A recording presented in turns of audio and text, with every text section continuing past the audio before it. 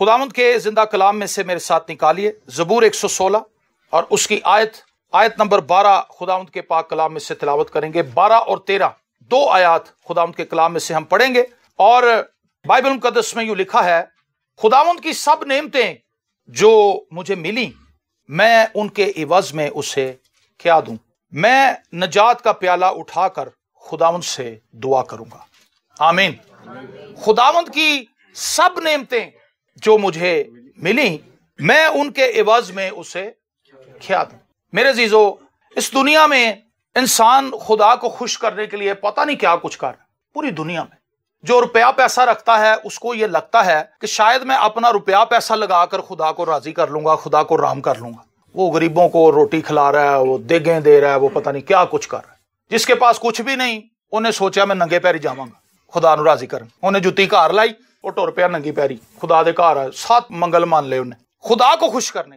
हम खुदा को खुश करने के लिए बड़े पापड़ बेलते हैं, लेकिन मैं आपको तजाद बताना चाहता हूं इंसानी सोच का और खुदा का। खुदा किस तरह से हमें डील करना चाहता है, हम खुदा को किस तरह से डील कर रहे हैं। ज़बूर नवीस हमें उस जगह पर ले आता है जो बात मैं आपसे करना चाहता हूं। जो कुछ खुदा ने हमारे लिए किया है वो ज्यादा अहम है बजाय इसके कि जो कुछ हम खुदा के लिए कर रहे हैं। अंडरस्टैंड कर रहे हैं आप इस बात को? जो कुछ खुदा ने मेरे लिए और आपके लिए कर दिया है हमें उसको पहले अंडरस्टैंड करना जरूर है, फिर हम वो काम कर सकेंगे जो खुदा हमसे चाहता है। लेकिन यहां पर अफसोसनाक हालत यह है, जो कुछ खुदा ने हमारे लिए किया है हम उसे अंडरस्टैंड करने के लिए तैयार नहीं, हम उसे समझने के लिए तैयार नहीं, हम उसे कबूल करने के लिए तैयार नहीं, हम उससे एग्री होने के लिए तैयार नहीं। हमारा खुदा के साथ एक फड्डा चल रहा है।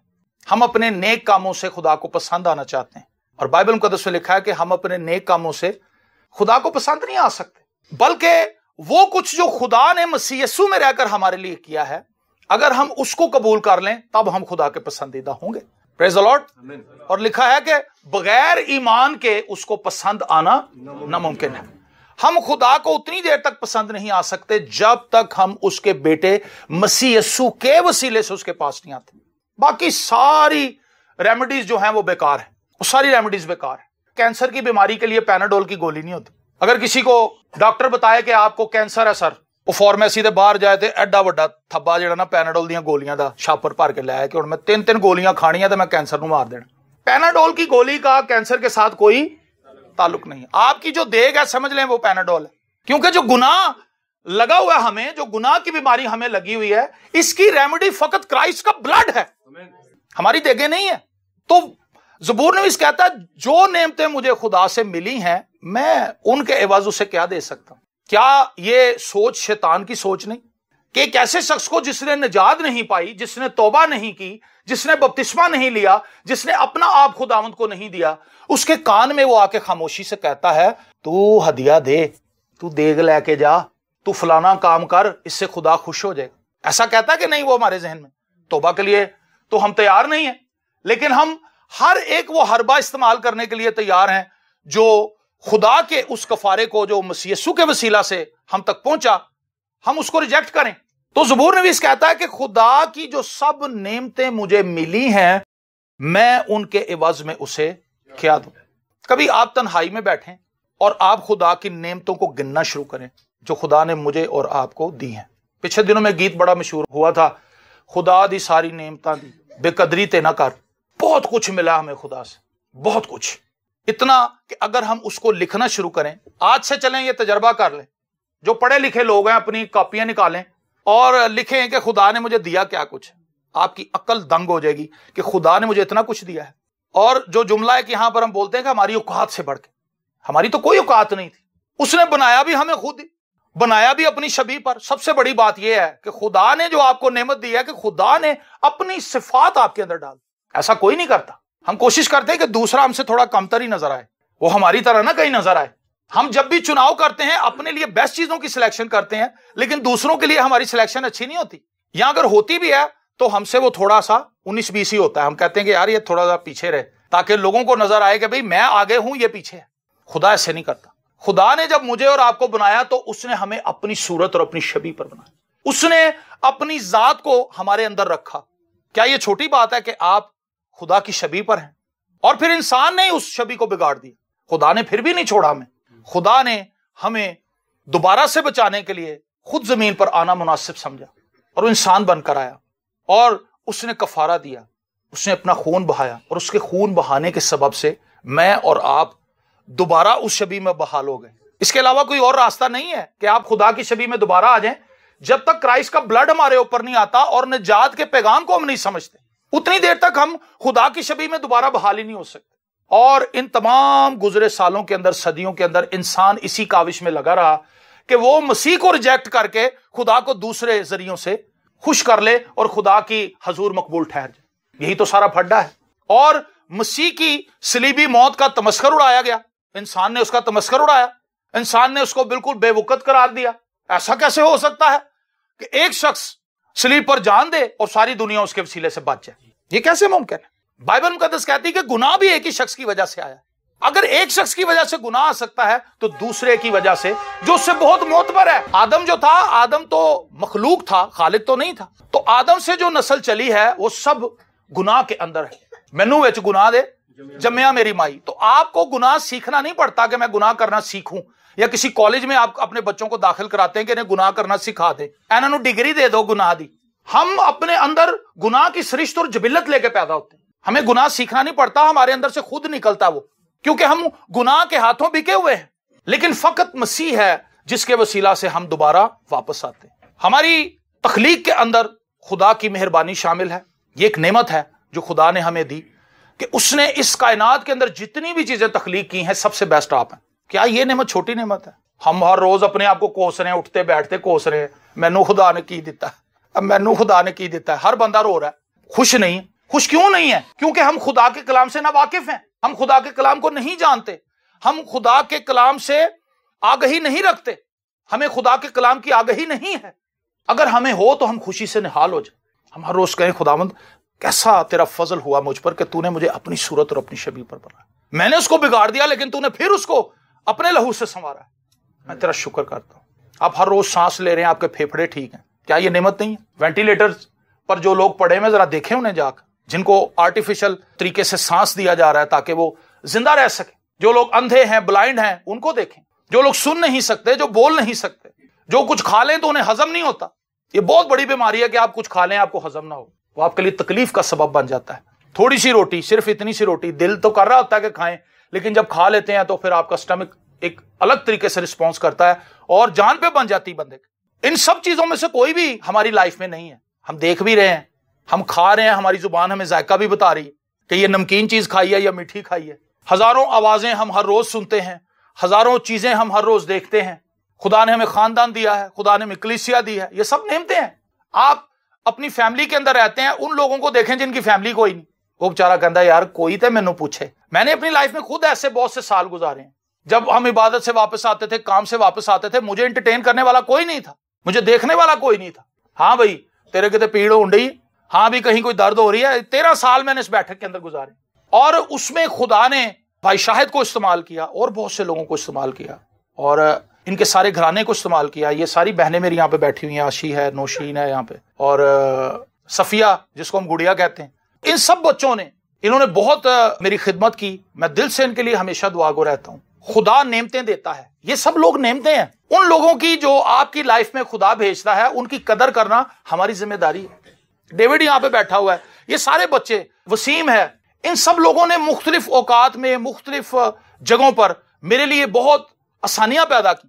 मेरे लिए सबसे बेहतर चीज ये है, मैंने इनके लिए क्या किया। अगर मैं ये सोचता रहूंगा तो मैं कभी इनका शुक्रिया अदा नहीं कर सकता। मुझे हमेशा ये चीज ऊपर रखनी है कि इन्होंने मेरे लिए ज्यादा किया, मैंने इनके लिए कुछ भी नहीं किया। आपको मेरी बात समझ आ रही है? नेमतें क्या हैं? कई बार हम सिर्फ रुपए पैसे को ही नेमत समझ रहे होते हैं। ये लोग जो आपके इर्द गिर्द हैं, जो आपको फैसिलिटेट कर रहे हैं, जो आपकी लाइफ को इजी कर रहे हैं, जो आपको खाना बना के दे रहे हैं, जो आपके कपड़े धो रहे हैं, है ना, जो आप बीमार होते हैं तो आपको एंटरटेन करते हैं, आपकी खिदमत करते हैं, ये नेमत है खुदा की। खुदा ने आपको बच्चे दिए हैं। जिन वालिदैन के बच्चे मर जाते हैं, उस दुनिया में नहीं रहते, उन पर क्या बीती है वो ही बता सकते हैं। इस दुख को लफ्जों के अंदर ढालना मुमकिन नहीं है इंसान के लिए। ये एक नेमत है और कई बार हम उन बच्चों को कोस रहे होते हैं जो खुदा ने हमें दिए होते हैं। मैं इस चीज से आपको बताना चाहता हूं कि खुदा की जो सब नेमतें हमें मिली हैं, इसके इवज में आप उसे क्या देंगे? ये मेरा क्वेश्चन है आज आपसे। अगर आप शुक्रगुजार बनना चाहते हैं तो खुदा के उन कामों पर, खुदा की जात पर और खुदा के कामों पर ध्यान लगाएं, तब आप खुदा की सताइश कर पाएंगे, तब आप खुदा की तारीफ कर पाएंगे। और अगर हम इन कामों पर ध्यान लगाना छोड़ देंगे तो फिर बुड़बुड़ाहट के सिवा हमारे पास और कुछ नहीं। मैं आपको बागे अदन में लेके चलता हूं। बागे अदन में क्या हुआ था? बागे अदन में शैतान ने एक बड़ा ट्रिक खेला था, जो वो आज भी खेल रहा है। जब वो हवा के पास आया तो उसने कहा, क्या खुदा ने वाकई तुम्हें उस दरख्त के फल को खाने से मना कर दिया है? खुदा ने तो सारा बाग उनके हैंडओवर कर दिया था, सारे दरख्तों के फल वो खा सकते थे। 5 नदियां खुदा ने वहां पे रखी। इसका मतलब है कि वहां पे सब्जा बहुत था, ग्रीनरी बहुत थी, फ्रेश ऑक्सीजन वो डेली लेते थे। 5 नदियों का मतलब यह है कि वहां पे पानी वाफिर मिकदार में था, फ्रेश मिनरल वाटर वहां पर था। साफ पानी पीते थे, साफ फिजा में रहते थे, साफ खुराक खाते थे, कोई लड़ाई झगड़ा नहीं था, कोई पोल्यूशन नहीं थी, कोई प्रॉब्लम नहीं थी, और खुदा उनसे मिलने के लिए भी आता था। शैतान ने इनमें से एक भी चीज उसे नहीं बताई। क्या खुदा ने वाकई उस दरख्त के फल को खाने से मना किया है? 99.9 चीजों से उसने उसका ध्यान हटा के सिर्फ एक छोटी सी चीज पर उसका ध्यान लगा। खुदा ने हमें सब कुछ दे रखा है, लेकिन फकत कोई एक ऐसी चीज जो हमारे पास नहीं। जिनके पास बेटा नहीं उनके पास आ कहता है, तेरियां धीयां ही ने, मुंडा कोई नहीं तेरा। कहता वो मैं तो क्या। जिसके पास बेटा है, तेरी धी कोई नहीं। सुखी किसी को नहीं रहने देता वो। ये सुन ले, अगर आप खुश रहना चाहते हैं तो आप शैतान की बात ना माने। आप शैतान की बात ना माने, क्योंकि शैतान झूठा है और वो डिस्ट्रॉयर है।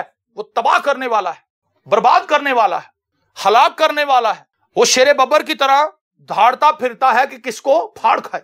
उसका गोल ये है, उसका टारगेट ये है कि वो आपको इतना बेबस, इतना मायूस, इतना नाउमीद कर दे कि आपके पास जीने की कोई उम्मीद बाकी न रहे।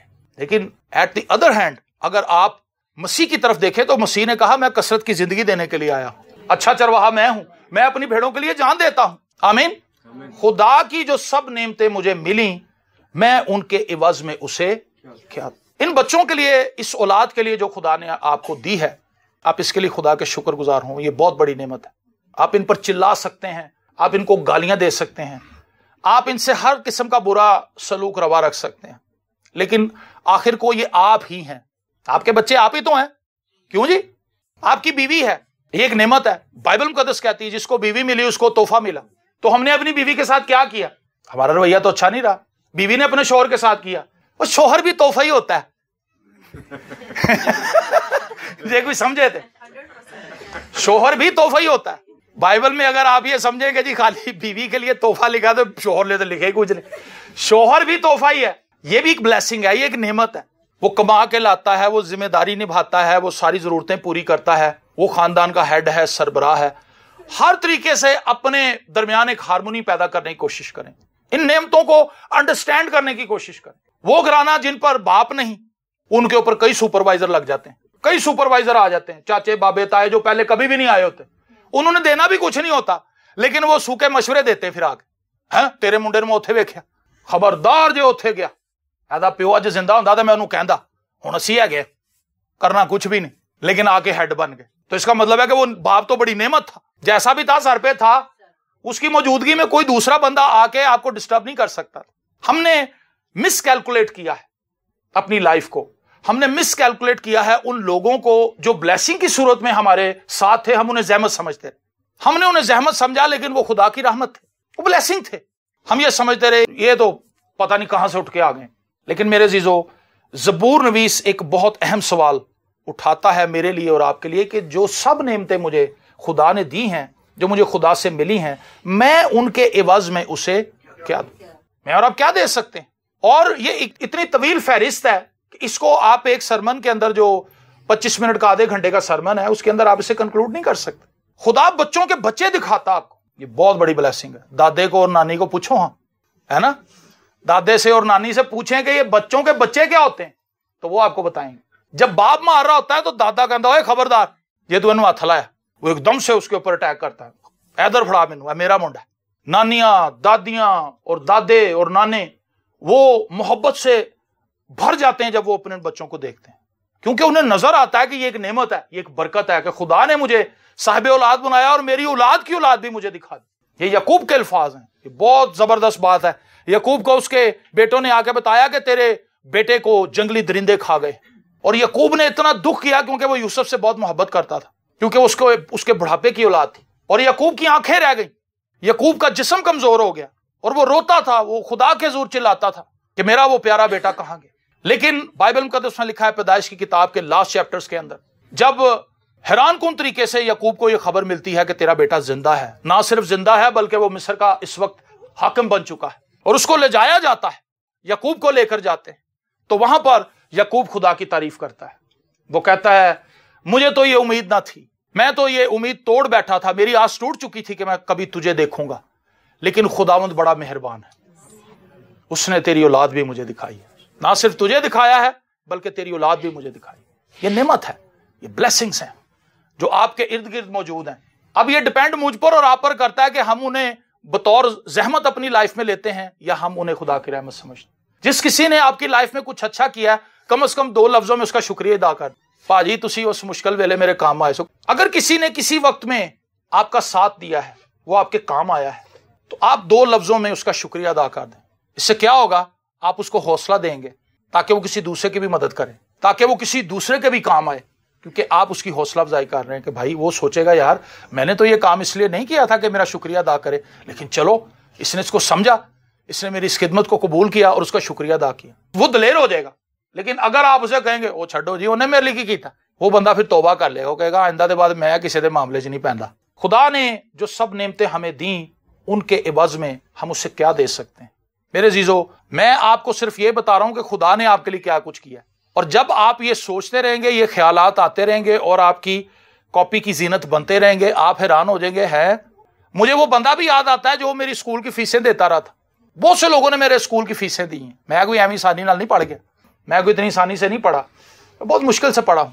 बहुत से लोगों ने मेरी फीसें दी हैं, मुझे वो लोग याद हैं, हालांकि पता नहीं वो अब जिंदा भी हैं या नहीं, लेकिन मैं उनके लिए शुक्रगुजार हूं। हमारे क्लर्क होता था स्कूल का, बहुत बुजुर्ग आदमी था, गनी साहब उनका नाम था। तो जब फीस अदा नहीं होती थी तो वो हमें बाहर बुला लेते थे उन बच्चों को, तो मैं बाहर खड़ा होता था, वो मुझे देखता था कि ये बच्चा दूसरे बच्चों से फर्क है, सारे बच्चे शरारतें कर रहे हैं, चुप करके खड़ा हुआ है। एक दिन उसने मुझे बुलाया ऑफिस में, उसने कहा बेटा आपकी फीस का क्या मसला है। मैंने कहा जी बस कोई अरेंज नहीं हो पा रहा हमसे फीस का। उसने कहा अच्छा तुम जब छुट्टी होगी मुझे मिल के जाना। मैंने कहा जी अच्छा। जब मैं मिल के गया तो उसने मुझे 3 रसीदें दी, जो 3 महीने की मेरी फीस रुकी हुई थी, उसने 3 मंथ की रसीदें मुझे काट के दी। उसने कहा बेटा मैंने अपने पल्ले से आपकी फीस दे दी, आप स्कूल जाएं, आप पढ़ें, आप अच्छे बच्चे हैं, और मुझे पता है कि आप ईमानदारी से यहाँ पे पढ़ने के लिए आते हैं, लेकिन आपके हालात अच्छे नहीं।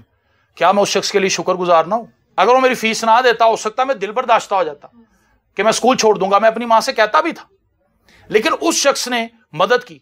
एक दफा फिर ऐसा हुआ, ऐसे क्राइसिस हमारे पे आए, मेरे स्कूल के फ्रेंड्स आए, उन्होंने आपस में पॉकेट मनी जमा करके 20-20 रुपए, वो जमाना सस्ता जमाना था उस वक्त, 5 रुपए 10 रुपए की, मैं आपको बात बता रहा हूं 1992 की, 1991 की। तो ये उस जमाने में 10 रुपए 20 रुपए बड़ी चीज थी, अगर किसी बच्चे को 10 रुपए पॉकेट मनी मिलती थी। तो उन लोगों ने आपस में कलेक्शन की और उन्होंने जाके स्कूल में मेरी फीस ऑफिस में जमा कराई, और वो रसीदें लेके मेरे घर आ गए। उन्होंने कहा यार तू स्कूल नहीं आ रहा, पहला तेरी फीस ऐसी जमा कराती। क्या मैं उन दोस्तों का शुक्रगुजार ना हूं? ऐसे अनगिनत लोग हैं जो माजी में मेरे काम आते रहे, उन्होंने मुझे सपोर्ट की, खुदा ने उन्हें भेजा, उन्हें खुदा ने भेजा था, खुदा ने उनके दिल में ये बात डाली थी। तो अगर आपके आसपास ऐसे लोग हैं, उनका शुक्रिया जरूर अदा करें, क्योंकि वो खुदा के भेजे हुए लोग थे, आपकी सपोर्ट के लिए आए थे। खुदा की जो सब नेमतें मुझे मिली हैं, मैं उनके एवज में उससे क्या दूं। मैंने पहली बात आपको बताई थी कि आप खुदा की शबीह पर हैं, आप खुदा के इमेज पर हैं। इससे बड़ी क्या शुक्रगुजारी आप करेंगे कि खुदा ने अपनी जात को आपके अंदर डाला है, खुदा ने अपने बेटे मसीह का खून आपके लिए बहने दिया है, खुदा ने अपना पाकरू आपको दिया है। आप इसके लिए कहें कि खुदावंद मैं शुक्रगुजार हूं कि तेरा पाकरू है, और वो अपनी नेमतें भी देता है ताकि मैं तेरी खिदमत के लिए इस्तेमाल हो सकूं। मेरी बीवी है, मेरे बच्चे हैं, मेरे दोस्त हैं, मेरे खानदान के लोग हैं, मेरे खानदान में बुजुर्ग हैं, मेरे खानदान में बच्चे हैं, मेरे खानदान में मेरे हम उम्र लोग हैं, मैं उन सबके लिए शुक्रगुजार। साहिबे हैसियत बनाया है, जॉब दी है, रोज रोटी खा के सोते हैं, कपड़े खुदावंद ने आपको दिए। मैं ये बात कहना चाहता हूं, बतौर मियाँ बीवी एक दूसरे की रिस्पेक्ट करें। मैं मोस्टली अपने हर पैगाम में ये बात जरूर कहता हूं। मैंने पाकिस्तान में देखा है जैसे जैसे मियाँ बीवी बुजुर्ग होते हैं वो लाताल्लुक होते जाते हैं एक दूसरे से। ये एक कड़वा सच है, ये एक ऐसी हकीकत है जिसको अगर हम तस्लीम नहीं करेंगे तो हम अपने खानदान को तबाह कर लेंगे। अंग्रेजों में आप देखेंगे जितने ज्यादा वो बूढ़े होते जाएंगे वो एक दूसरे के लिए अपने आप को स्पेयर करेंगे। हमारे यहाँ पे जैसे जैसे बूढ़े होंगे एक दूसरे तो दूर हो जाएंगे। एक दूसरे की रिस्पेक्ट करें। और मैंने वो लोग देखे हैं जिन्हों की कदी नहीं बनी, लेकिन जो बीवी मर गई या बंदा मर गया तो फिर आप भी रह गए, कहता कहानी खत्म, मेरी बीवी मर गई। तो जब वो जिंदा थी हैं, फिर क्या था? कुछ भी नहीं। और जा तेरी मैं शक्ल भी नहीं देखनी, और जा उधर चली जा। इस तरह के सख्त जुमले, बदतमीजी के अल्फाज हम बोलते हैं। लेकिन वही बीवी जब मर जाती है, वही शोहर जब मर जाता है, फिर कहानी बदल जाती है। फिर कहती बड़ा ही चंगा सी ताड़ा अंकल, बहुत ही अच्छा बंदा सी, नेक रूह सी हो। उस वक्त वो नेक रूह हो जाता है, लेकिन जब वो जिंदा था उस वो शैतान था। तो कहती सी शैतान है, तानू नहीं पता। ये वो बातें हैं जो मैंने अपने कानों से सुनी और अपनी आंखों से माजरे होते हुए देखे हैं। शायद ऐसी बातें आप सुन के सोचें कि ये क्या भाई साहब बातें कर रहे हैं, लेकिन क्या ये सच्चाई नहीं है? ये सच्चाई है। और जो लोग सच्चाई से जान चुराते हैं, सच्चाई से आंख चुराते हैं, वो कभी कामयाब नहीं होते। हमें कबूल करना होगा कि हमारे अंदर ये मिस्टेक्स हैं। मैं जब कभी भी मियां बीवी के रिश्ते को देखता हूं तो मुझे लगता है कि बुजुर्गी के दिनों में तो उन्हें एक दूसरे का बहुत ही साथ देना चाहिए, और जब वो एक दूसरे के साथ नहीं ना होते, वो बच्चों से जलील होते हैं। उनके बच्चे क्यों उन्हें डिग्रेड करते हैं? क्योंकि उन्हें पता होता है ना, तो आपस में कोई एका नहीं। अगर बच्चों से वो दुख पा भी रहे हैं तो वो आपस में तो एक है। वो एक दूसरे को दिलासा देते हैं, चलो कोई गल नहीं, तुसी छड्ड दो, कोई असी दुआ करने बच्चों लिए, एक दूसरे को दिलासा देके अपने आप को मोटिवेट कर लेते हैं। लेकिन जब उनकी आपस में लड़ाई होती है और बच्चे उनको दुख देते हैं, तो फिर उनकी जिंदगी जीरन हो जाती है। ये नेमतें हैं, ये ब्लेसिंग्स हैं, इनको समझें, इनको जानें। और 12वीं आयत में कहता है, खुदावंद की सब नेमतें जो मुझे मिली, मैं उनके एवज में से क्या दूं? मैं नजात का प्याला उठाकर खुदावंद से दुआ करूंगा। आप ये कर सकते हैं, हर रोज आप शुक्रगुजारी करें, खुदावंद तूने मुझे नजात बख्शी। एक बहुत बड़ा तोहफा है, ये एक बहुत बड़ी नेमत है। जिस किसी को समझ आ जाए, जब समझ नहीं आती तो फिर कुछ भी नहीं, लेकिन समझ आ जाए कि खुदावंद ने मुझे नजात बख्शी है, उसके वसीले से मैं नजात याफ्ता हूं। अब हर रोज इसी बात से आगाज करेंगे, और यहीं से ज़बूर नवीस ने भी आगाज की, मैं नजात का प्याला उठाऊं, शुक्रगुजारी के साथ खुदावंद के हुजूर आऊंगा। और फिर जब वो शुक्रगुजारी करनी शुरू करेगा तो वो शुक्रगुजारी निकलती चली जाएगी उसके अंदर से, और वो हम्द और सताइश से भर जाएगा, और खुदावंद का अबर और खुदा का जलाल उस पर छा जाएगा। हालेलुया। तफ्तीश करें कि खुदा ने आपके लिए क्या कुछ रखा है। और मैंने ये नौजवानों से कहा है, जो पढ़े लिखे हैं, बुजुर्ग भी जो पढ़े लिखे हैं, आप डायरी निकाल लें। बड़ा टाइम होता है हमारे पास, व्हाट्सएप भी तो हम देख ही रहे हैं, यूट्यूब भी तो हम यूज कर रहे हैं, ड्रामे भी तो हम देख रहे हैं, फिल्में भी तो हम देख रहे हैं, गाने भी तो हम सुन रहे हैं। ये सारी चीजें करने के लिए आपको वक्त लगाना पड़ता है। तो आज थोड़ा सा होमवर्क मैं आपको दे रहा हूं, आप ये होमवर्क करें, आप अपनी कॉपी के अंदर लिखना शुरू करें, खुदा ने मुझे दिया क्या कुछ है। तो फिर आप हैरान हो जाएंगे खुदा ने आपको क्या कुछ दिया है। आप बहुत मालदार लोग हैं, क्योंकि आप खुदा के बेटे और बेटियां हैं। हालेलुया। आप बादशाहों के बादशाह के फर्जंद हैं, उसके बेटे और बेटियां हैं। आप कैसे नादार और कमतर लोग हो सकते हैं? आप बहुत बुलंदोबाला लोग हैं, बशर्त यह कि आप मसीह में हो, बशर्त यह कि आप मसीह में रहें, बशर्त यह कि आप मसीह में चलें फिरें, मसीह में सोचें, मसीह में देखें, मसीह में सुने, मसीह में बोलें। आपसे ज्यादा बावकार, आपसे ज्यादा इज्जतदार, आपसे ज्यादा काबिल कबूल शख्सियत कोई और हो नहीं सकती, क्योंकि आप पर मसीह का ब्लड है। हालेलुया। और जब आप पर मसीह का खून है तो आप बावकार लोग हैं। मेरी दुआ है खुदा से कि हम उन तमाम बातों को देख सकें। आज हमारी लाइफ के अंदर शुक्रगुजारी नहीं है, बुड़बुड़ाहट है, चिड़चिड़ापन है, बीमारियां हैं, सख्ती है हमारी लाइफ के अंदर, और उसकी बुनियादी वजह यह है कि हम खुदा से दूर हैं। हम खुदा के उन कामों पर ध्यान नहीं लगाते, इसीलिए हमारे अंदर शुक्रगुजारी का कोई अंसर भी नहीं पाया जाता। अपनी आंखों को बंद कीजिए और कुछ देर के लिए ध्यान लगाइए इस बात पर कि खुदा ने मुझ पर कैसी मेहरबानी। मैंने तो इस पैगाम में जितनी भी बातें बताई हैं शायद वो 1% भी नहीं, लेकिन खुदा ने आपको और मुझे बहुत कुछ दिया है। शुक्रगुजार हूं खुदा के, शुक्रगुजार हूं उन लोगों के जो आपके आसपास हैं, शुक्रगुजार हूं इस नेचर के लिए जिसमें खुदा ने आपको रखा है। फितरत के ये मज़ाहिर जो हैं ये हमें खुदा की मौजूदगी का एहसास दिलाते हैं, ये हमारी आंखों को हैरत में मुब्तला कर देते हैं। ये पहाड़, ये समंदर, ये दरिया, ये मौसम, ये फल, ये सब्जियां, ये खाने पीने की अशिया, ये सारी चीजें आपके लिए हैं। खुदा ने मेरे लिए और आपके लिए ये सब जायके रखे, इनके लिए खुदा की शुक्रगुजारी करें। ये आपकी पर्सनैलिटी को चेंज कर देंगी चीजें। ये आपको, जब आप शुक्रगुजारी करेंगे इन बातों के लिए, तो आपकी पर्सनैलिटी को ट्रांसफॉर्म कर। सबसे बढ़कर इस बात को हमेशा याद रखें कि मसीह आपके लिए मुआ है, मसीह ने आपके लिए कोड़े खाए हैं, मसीह ने आपके लिए कांटों का ताज पहना है, मसीह ने आपके लिए अपनी जान दी, और वो आप ही के लिए तीसरे दिन मुर्दों में से जी उठा, और उसने आपके लिए ही, मेरे लिए ही, हमारे लिए ही अपने पाक रूह को भेजा है ताकि हम यतीम न रह जाएं। Hallelujah, hallelujah. खुदावंद, मैं तेरा खादिम होते हुए दिल की गहराइयों से अपने इन तमाम हम खिदमत भाइयों के साथ मिलकर अपने इन तमाम अजीजों के लिए बरकत की दुआ करता हूँ। दिल से इन्हें दुआएं खैर देता हूं। खुदावंद हम तेरे लिए क्या कर सकते हैं? हमें तो फकत यही जानना है कि तूने हमारे लिए जो कुछ कर दिया है मुझसे कबूल कर ले। हम शैतान के बहकावे में ना आए कि तू कुछ कर ताकि खुदा की नजर में तू मकबूल हो जाए। जो कुछ हम देंगे हम इस नजरिए से नहीं देते। अगर मैं देख भी लेके आऊं तो मैं इस नजरिए से देख नहीं लाऊंगा कि इससे को मेरी बड़ी बरकत हो जाएगी। बरकत तो ऑलरेडी मेरे पास है, मेरे पास तो सब कुछ पहले से खुदा ने दिया है। मैं उसको क्या दे सकता हूं? अगर उसको खुश कर सकता हूं तो मैं ये कह सकता हूं, खुदावंद मेरे आसमानी बाप, मैं तेरा शुक्र करता हूं कि तूने मेरे लिए सब कुछ किया है। हालेलुया, तेरा शुक्र हो, तेरा शुक्र हो।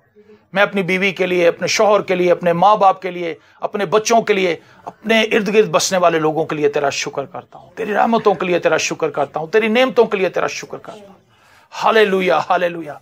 खुदावंद सताइश के नगमों से हमें भर दे, खुशी के नगमों से हमें भर दे, एक दूसरे से मोहब्बत करने का हमें शर्फ दे। हम खुदावंद एक दूसरे को डिग्रेड ना करें, एक दूसरे के इंसल्ट ना करें, हम एक दूसरे को खुदावंद नीचा दिखाने की कोशिश ना करें, बल्कि खुदावंद हम एक दूसरे को सपोर्ट दें कि वो मसीह में बढ़ सके। हम एक दूसरे को मसीह में बढ़ाने के लिए दुआ गो भी रहें और हर एक तरह से सपोर्ट करने के लिए तैयार भी रहें। और जो मसीह से दूर जा रहा है, बड़ी मोहब्बत से, बड़े प्यार से उसको दोबारा मसीह की तरफ ले आए। हालेलुया। खुदावंद तेरा शुक्र हो, तेरी तारीफ हो इन तमाम हदियों और नजरानों के लिए, सताइश के लिए, साजों आवाजों के लिए, और वो दुआएं जो दिल में तेरे बेटे और बेटियों ने गुजरानी, इस कलाम के लिए जो तूने आज हमें दिया। खुदावंद हम दिल से तेरा शुक्र करते हैं। इस इबादत में तू हमें लेकर आया ताकि हम खुदा तेरी आवाज को सुन सकें, तेरे लोगों के साथ मिलकर दुआ कर सकें, बंदगी कर सकें, सताइश कर सकें। खुदावंद इन सब बातों के लिए हमारा दिल शुक्रगुजारी से भरा है और हम नजात का प्याला उठाकर तेरे हुजूर शुक्रगुजारी करते हैं, तेरे नाम को खुदा बढ़ाते हैं। खुदावंद इन सब दुआओं पर तू खुदावंद अपनी बरकत को शामिल कर, यीशु के जिंदा, कादिर, अब्दी और जलाली नाम के वसीले से, आमीन।